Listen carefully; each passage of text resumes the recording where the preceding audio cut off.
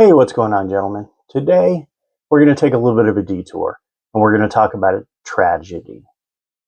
So specifically, the tragedy that happens when a well-crafted masterpiece of a fragrance, specifically for the mature man, is taken off the market.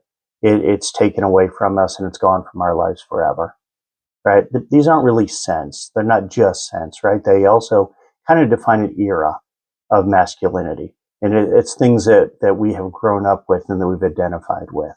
So we're going to walk through some of those and start a new series called The Top Masculine Mature Men Fragrances That Should Never Have Been Discontinued, Part 1. So I'm going to pull this list from my massive collection. I'm approaching about 500 bottles now. A lot of my stuff is discontinued. I've been doing this for a while. So I want to walk through the ones that are going to be sorely missed and we're never going to see again. So the first one on my list, Thierry Mugler, Pure Havane. So this is a shame to see this one go. This is one of my top, it's been in my top 5 since it's come out. So it was released originally in 2011 as a limited edition, and then they did a re-release of it. And they discontinued and brought it back a couple of times, as I recall. But then they did their final discontinuation of this in 2020. So key notes, right? What is in this guy?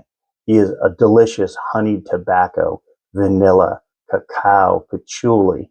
And in the early release batches, I get kind of a cherry note. I will say all of my batches of this are early. I stocked up on it early because I really like it and then held on to it. So I haven't tried the later ones, but this is very much delicious. It wasn't that kind of harsh or dry tobacco. It was kind of a moist, freshly rolled Cuban cigar, layered with gooey white honey and creamy vanilla, right? And then the cacao and the patchouli make it an absolute performance beast. So it's seductive, it's warm, it's highly addictive. For the mature man that wants kind of a sweet scent profile that projects incredible depth and masculinity, this was the one. So very sad to see him go.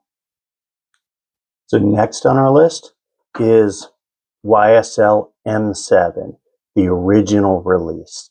So this was released in 2002, I believe. Tom Ford actually made this creation for YSL.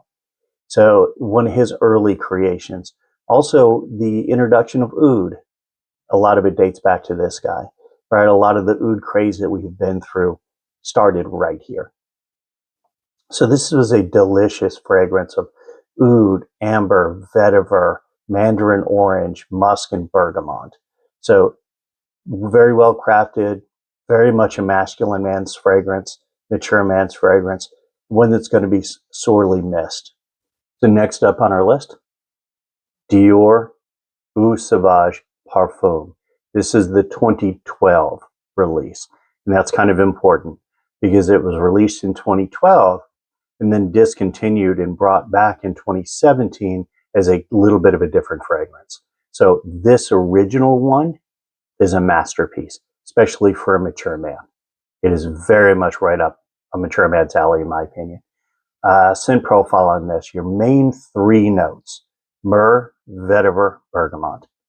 And with those 3 dominant notes, you get kind of a dark, resinous, classy type fragrance, right? It just it takes the original light Sauvage, right? Eau Sauvage, and then makes it darker.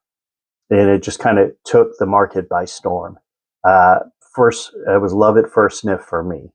So very, very sad to see this one go. So next up on our list, Gucci Envy for men.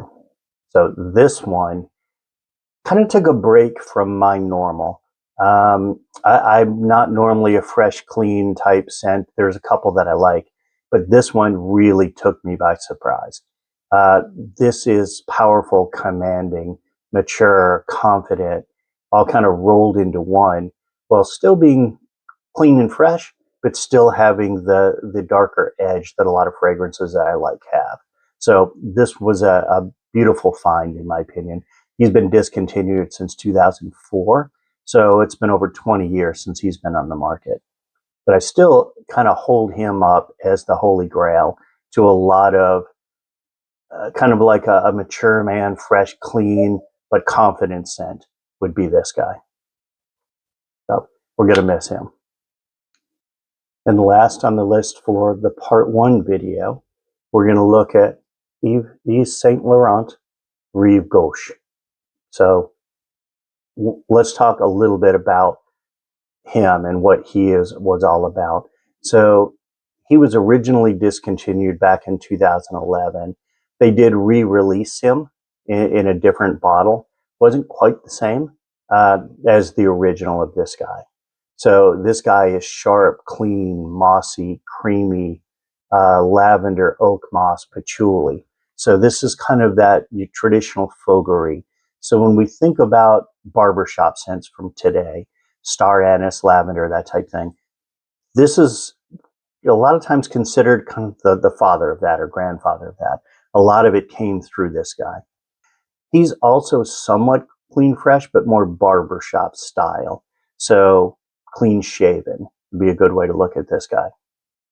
But this one was a powerhouse in his day. Great projection, great longevity. I got a lot of compliments over him over the years. So one that's going to be sorely missed. So last one on the list today of the 5. So let me know, guys, what did you think of my top 5 as far as being discontinued? Would you agree or would you disagree? How did I describe them? Was it accurate to you? Is there something you would change or add to my list? If so, please leave me a comment. Let me know. So please remember to like and subscribe for future content. I will work on a part 2. Until next time, take care, guys.